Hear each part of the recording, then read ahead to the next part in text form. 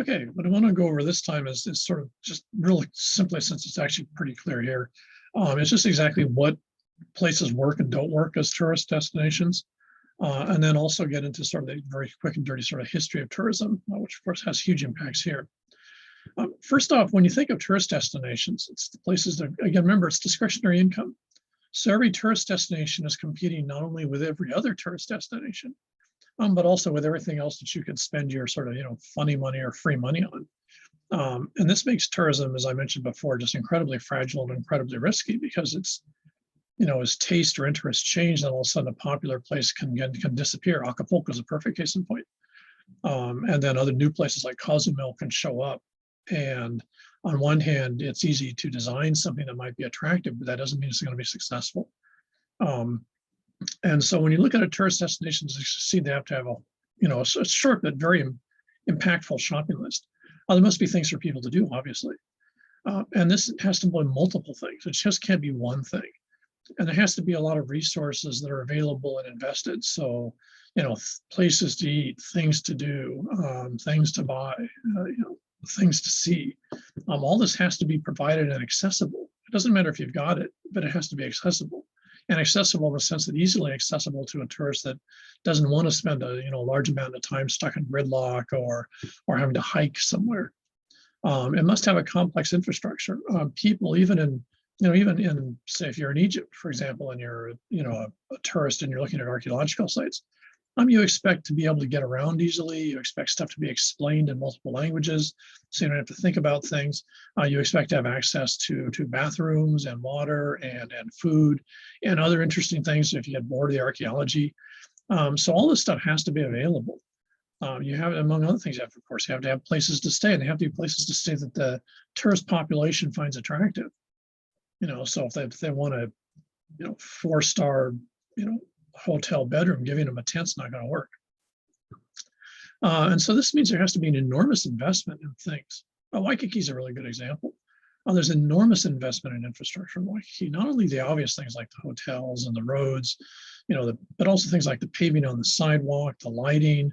When you walk through Waikiki, especially if you come in the way that I have my groups doing, we're doing field walks through, coming in from a Macaulay shopping center, you suddenly realize when you hit Waikiki, even the streetlights are different. And the smell of the place is different. A lot of the shops, for example, push out, some sort of, vaguely, flower perfumey smell. A lot of the places push out fairly loud, sort of hapa music, so that, given what they see as a tourist Hawaiian ambiance to the place. Not a Hawaiian ambiance to the place, but a tourist Hawaiian ambiance to the place. It's what the tourists expect. And water you can drink, flushing toilets, et cetera, et cetera. If you think of the whole Red Hill thing that's going on right now in terms of water pollution with the Navy, imagine what the response would have been if that had been Waikiki, that suddenly you couldn't drink the water because it had fuel in it. So complex infrastructure, and this is an enormous investment that places have to put into it. This is why places like American Samoa have never been successful tourist destinations. They couldn't and wouldn't put in the investment for, really high quality places to stay, easy ways to get around, reliable public utilities, which, that's not happening in much of American Samoa because it's largely a rural agricultural area. And even though there's things to see, they're not particularly accessible. They're not accessible the way the tourists expect them to be accessible. And so, you can sit there and say, well, we should be a tourist destination. They probably should. But until everything's in place, it's not going to happen. So you have to basically build this in advance. It's like a shopping center. You have to build it in advance, put the stores in, and then you open it up. So you all the money, time, effort, and everything has been put into it, and you're never sure it's going to work. So there's enormous amounts of investment money in it. There's enormous amounts of investment money to keep it running. Among one other thing that's starting to be a real issue in many countries post-COVID is the fact that you need to have a cheap labor pool. It's not enough to have a lot of people who are willing to work in the tourist sector. They have to be cheap, because tourists don't want to spend a lot of money, regardless of where they are, relatively speaking, to their income. So the people working in those places aren't going to get paid very much. So you have to have access to a fairly large population that's willing to work at very low labor rates, and usually pretty junk hours, so the tourists can be happy. And Vegas would be a good example. Here, again, Waikiki, the hotel industry, would be a good example where you need to have a cheap labor pool. If that labor pool disappears, then all of a sudden, huge problems show up because tourism is a huge service sector industry. Tourists expect a lot of hand holding, a lot of people, and a lot of, and everyone being interested in them. And they're not prepared to do stuff on their own per se. And on top of all this, you have to have something that's unique.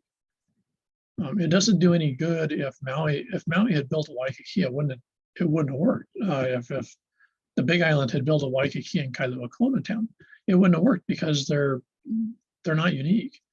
You have to have something that makes you different, that makes someone want to spend money to come to you versus another place. So if you think about it, the various islands here are competing with each other.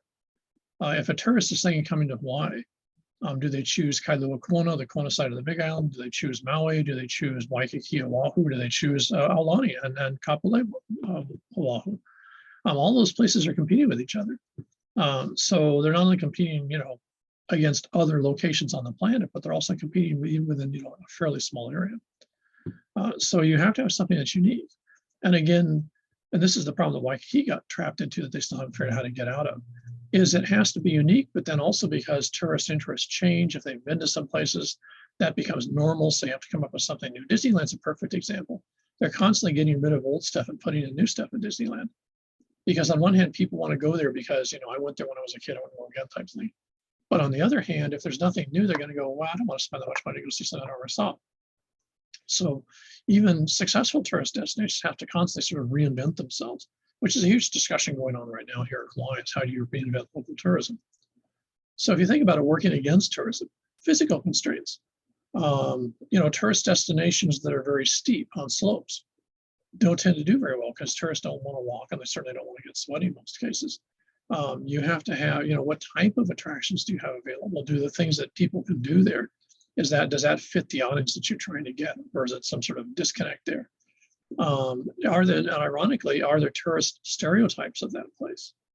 So, one of the problems you get into if you're Guam, for example, is you can market yourself as a cheap alternative to Hawaii, but you're not going to get very far marketing yourself as Guam because, to be honest, most folks on the planet don't even know Guam exists, and if they do, they have no stereotype of it.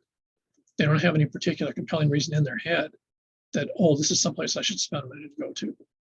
And this is the problem with most Pacific islands, especially in Micronesia, is it's not that they're unattractive. Palau is apparently a beautiful place, but because the tourists don't have stereotypes of Palau, it doesn't fall onto the radar in terms of potential places to go to, which is one reason why you see in a lot of movies and stuff like that. You'll intentionally have exotic destinations, and in many cases, they basically paid to have the movie filmed there, so that basically I can sort of put it on the map as a potential tourist destination. So one of the huge problems with tourism locations is how do you put them into people's minds? And you do that through a set of stereotypes, not realities, but stereotypes. And this is where Hawaii's been so tremendously successful. And there's, of course, a global tourism market. Where are you going to tap your tourists from? How much do they want to spend? American tourists are notoriously stingy compared to Japanese tourists. Chinese tourists are notoriously stingy compared to Japanese tourists. And then what is it they want? And how are you going to get it to them? Asian tourism is generally more profitable than American tourism on a per person basis. But again, think of your infrastructure cost. If you're trying to recruit Chinese tourists from Taiwan, they have to speak Putonghua or Mandarin Chinese. You have to have Chinese signage everywhere. Most Taiwanese maybe have learned a little bit of English in school, but they're not functional in it, just like Japanese aren't usually functional in English.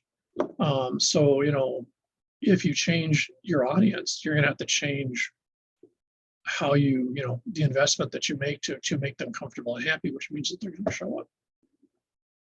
So let's take a really quick look at an example. China is a really fascinating example of tourism in a bunch of ways. One of the main ways that we'll see later when we get into Chinese stuff specifically is that tourism in China is pretty chaotic because the Chinese tourism sector is largely driven by municipal governments. So rather than the United States, where it might be sort of a combination of public land and private sector money, in China it's almost invariably going to be public in the sense that it's public property, public investment, even though it might look like a private company, the government owns majority shares in it. And so one of the things you find has happened in much of China in the last 10, 15 years is the realization that tourism is an enormous market in China. places like Xi'an have 12, 14 million tourists a year when non-COVID. Shanghai, I'm sure, at least as many. And Hong Kong, of course, has depended on tourism for the last 40 years. So all these other parts of China that wanted to, might have already been large cities, but suddenly want to make extra money, rather than say production or something else, will jump onto tourism as the new, best way to make a ton of cash. And so what you find is in many Chinese cities, they've got these really weird tourist attractions they've built with the idea of basically bringing tourism into the city. And I strongly recommend, if you ever want to see these, this particular YouTuber, Walk East, has a fascinating number of these Chinese locations, and they're very well documented the way he or she does it. But they're also obviously fascinating just in terms of what they are. So let's take a really quick view. This is a government designed attempt to make a big Chinese city, in fact, one of the biggest Chinese cities, into an attractive tourist destination. It's crossing a bridge, by the way.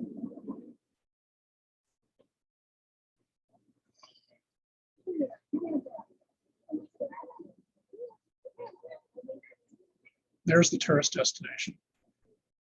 They basically, on a such hillside, have built and sort of recreated, but they've actually built a reproduction, if you would, of what part of the major part of the marketing part of the city was like back in the, say, 1500s.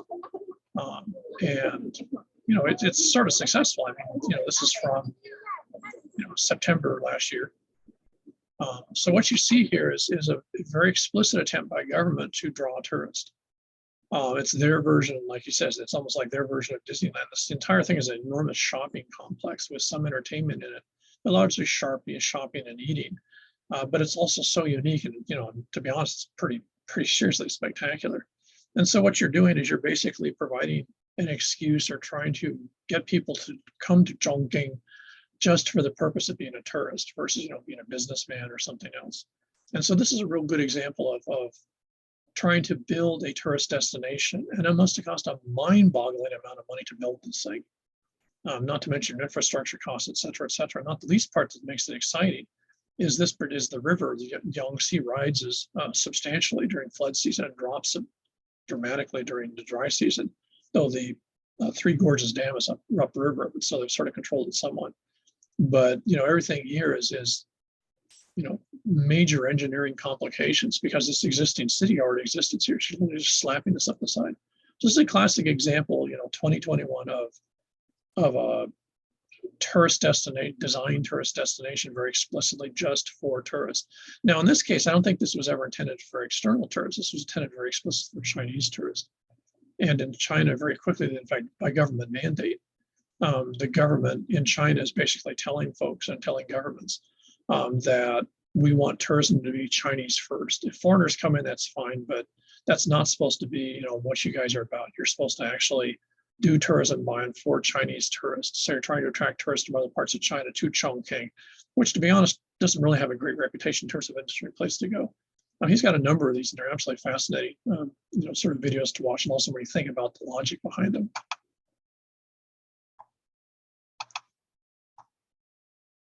Okay,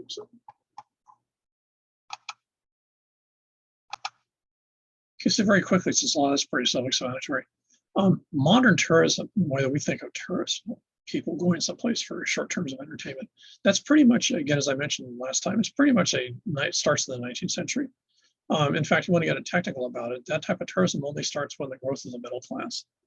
A population that tends to be urban, it tends to have some extra money, but it doesn't have enough extra money to actually change its lifestyle. So they have enough money burning their pocket, they want to do something, but they know that they can't buy a bigger house or change their social situation. And that's where tourism comes from. Before that, and tourism, if you think of travelers, in fact, that would be the distinction I would make. I would say that before 1800, what you had was travelers. You had people that went somewhere, obviously on business, and this would include, someone like Herodotus, going places around the world to basically figure out trading patterns for other Greeks. Pilgrimages like the Hajj, which have been around for over 1,000 years. So people go places because they want to gain something spiritually. But again, these are travelers. In Europe, what you find is by the 1600s, your wealthy elites, specifically your powerful landed elites, royalty and such, start to go traveling around in these huge sort of spectacular entourages, almost like parades, for the purpose of displaying their wealth, classic conspicuous consumption. So what happens is by the 1500s is they start going to various spas, in various places, including spa in Belgium, for the purpose theoretically of waters. But they're actually going there to display, spend money, bump into other people like themselves, and basically sort of hang out with the uber wealthy doing their thing together, what you know call the jet setters. The rest of European society watches this, but of course they can't emulate it because they don't have the power or the wealth to do it. This is the basis of tourism. Tourism really starts as a way for the middle class to basically try to sort of in a small way mimic what the wealthy have been doing for a couple hundred years prior to that.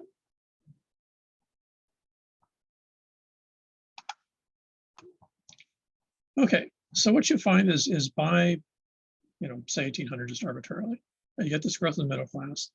By the 1820s, 1830s, you get first trains, and then also sort of about the same time steamships. So all of a sudden getting somewhere becomes a lot quicker, and especially the train. And the first really location that really sort of strikingly shows this is a place called Brighton. And this, we don't have the time in this class, but it's a fascinating example of how tourism starts up. It's actually invented. And it's I've never seen a good study of the company that actually came up with this, and it was the Brighton to London Railroad. They were looking for a destination to basically, fill out the train cars, and it wasn't happening in London. People weren't; it was too expensive. So they actually bought a bunch of property in a failed coastal town that had been, largely used by smugglers and fishermen on the coast of England. And what they do is they then do this whole very sophisticated public relations campaign, especially for early mid 1800s, where they basically start putting articles all newspapers and everyone to talk about how going to the coast, the air is better for you because it's not polluted, unlike the city. Salt water is good for you to soak in. Go to the beach and sit down on the beach. Of course, the beaches in this part of England are all rock. They're actually pebbles, so they're not sand. But all this type of thing of basically pumping the idea that going to the beach would be a really, really good thing to do. And oh, by the way, we've just started up this new service. So if you're X amount of money, you can take the train to the beach. It only takes you a couple hours. And then, by the way, we just happen to have bought up a bunch of places, made a bunch of sort of goofy looking hotels. So you can stay there for really cheap, fool around for a day or two, and then come back home so you get back to work on Monday. And basically, they invent almost everything that you still see in a tourism resort in 2022 in places like Waikiki is invented by this group of entrepreneurs who are trying to figure out a way, ironically, to make money out of a railroad. And so this becomes the package. Brighton is still one of the most popular tourist destinations in England. It's still one of the most, probably the most famous coastal destination. It's gone through a number of evolutions, and the link here to the video, I think you'll find it absolutely fascinating. It's really interesting when you look at that place and realize that it predates Waikiki by 130 to 120 years, something like that. And it predates Coney Island, all those places. Every place that you think of as a tourist destination uses Brighton as its model. So Brighton becomes the template that's still around, and then says something about the fact that it's still in existence, given how tourist destinations rise and fall. The fact that Brighton has reinvented itself and it's still popular is sort of mind-blowing when you think about it. So that's basically tourism. Now, the next major change is around the early part of the 20th century is people finally get private transportation on cars. And especially in the United States, but to a certain extent in Europe also, but especially in the United States, having the mobility of your own automobile meant that all of a sudden people started going places. So, if you're in Vermont, for example, and you live in Massachusetts, Vermont will start advertising, why don't you come down to Vermont for the summer, maybe for the fall when the leaves change, and get away from home in Boston. And so what you get is places that are close enough to drive to become tourist destinations, whereas before, it was much more complicated and generally really based on trains. So now people can go a lot of different places because of the speed of being able to get around. They can go to a lot of different places. Every summer you go to a different place in your summer vacation type logic. The push for summer vacation becomes a huge part of this. Tourism drives the idea of a summer break, which didn't exist prior to that. So auto tourism starts up. In Europe, you see something sort of similar, although trains remain a bigger issue. By 1930, in the middle of the Depression, which is sort of weird when you think about it, tourism, going on vacation, becomes normal, even when you've got this huge depression and people are out of work and everything. And the idea of going somewhere on a break becomes pretty much a normal thing, and people get very upset when they can't do that. Whereas 20 years earlier, it was people hadn't even thought of it; wasn't even a concept. The next enormous change occurs around 1960 with the arrival of basically jet passenger planes. Prior to this, prop planes were incredibly slow. To get here with a Stratoliner, which was the propeller-driven one that was popular in the 50s, took, I think, 14 or 16 or 18 hours, something like that. It was a good chunk of a day. Of course, it was mind-numbingly difficult to do because it was just incredibly noisy, incredibly expensive because you can only fit about 40, 60 people on a plane. So it was, it just wasn't going to ever be mass tourism.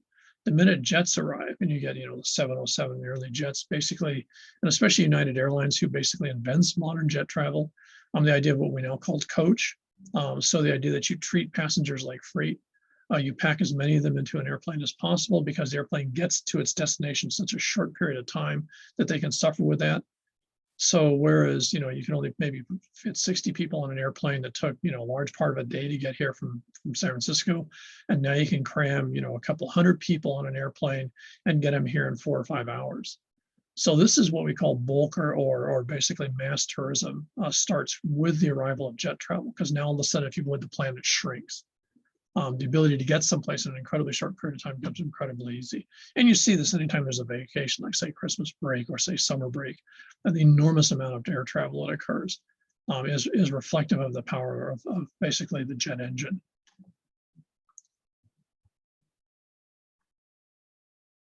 The next sort of striking changes are a little more subtle, but they occur. And the interesting thing is they're not just unique to Hawaii. We're probably really good examples of them, but in some ways Mexico is probably even a better example, but we'll just stay with Hawaii. When you look at tourism, basically by the 1970s, within basically only 10, 15, 20 years of bulk tourism and mass tourism starting up, it's pretty much exhausted itself. Everyone that was going to go to X has gone there. And so what happens is the next time by say the late 1970s, when people are going on vacation, now they want something more specialized. They don't want to come just to Hawaii. We went to Waikiki. We've done that, seen that, saw the Don Ho show or something like that. We've done that. Well, let's do something different. So what happens is by the late 1970s, people want something more specialized. So this means that places have to reinvent themselves. And in Waikiki, what you see is this becomes the collapse of the luau's, and the various shows like the hula shows that existed pretty much start to disappear by the early 1980s because there's just no one going to them anymore. There's still people going to Waikiki, but that's not what they want to do anymore. They start wanting to go to places like Hanauma Bay, which was not that popular before. They start to want to do other stuff because running along with the specialized, desire for specialization is also this fascination with authenticity. So whereas prior to basically, so we'll say arbitrary in 1980, prior to 1980, people wanted to go someplace because it was different. So they'd go to Hong Kong because it was exotic. By 1980, when they go to Hong Kong, they want to go as a tourist, but they want to be taken around to places that Chinese do stuff and watch Chinese be part of it and go to, an authentic Chinese restaurant and do stuff like that versus what they'd done before. This is true everywhere. This is the global change in the 1980s, is the enormous power of authenticity, which still drives tourism globally in 2022. And so this idea, if you want to think of it, you're shifting from watching the other to experiencing the other. Now that's much more intrusive, of course, on locations if all of a sudden someone wants to be part of your life versus just sort of watching you do something. By the same period, at the same time these changes are occurring in terms of what tourists want, tourism by then has already become the largest economic engine, in other words, the major revenue generator for many locations or countries.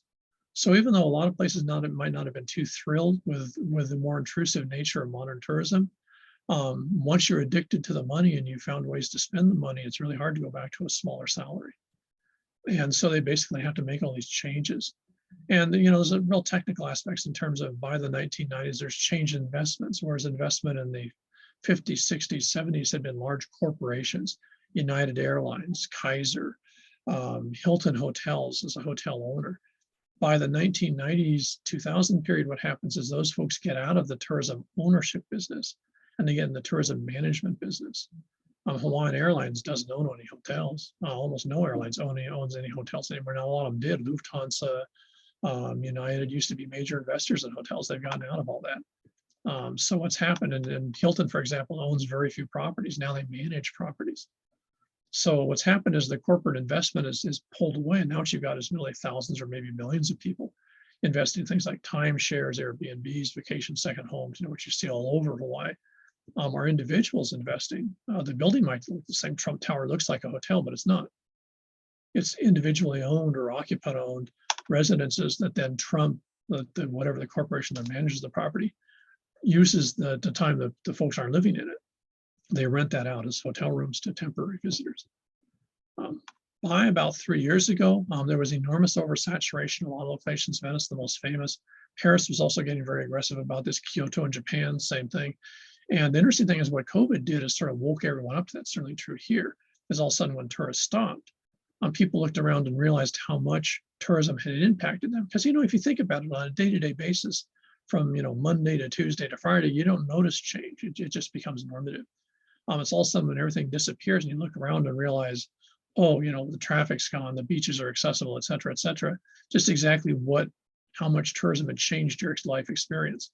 And the interesting thing is a lot of places are now putting a lot of controls on tourism. Paris is going to have a cap. I'm not sure how they're doing it. They're having a cap on the number of tourists. Venice already has a cap in place on tourism. Kyoto is going to start a cap in terms of the number of tourists that can visit Kyoto. So a lot of places that are famous destinations are basically saying, okay, we want tourists, but we're going to limit the number of tourists that we allow because we just can't have everyone that wants to show up can't just show up. Almost all of Europe is now heavy controls on Airbnb. We're not doing that here. We talk about it, but we're too deathly afraid of impacting our economics.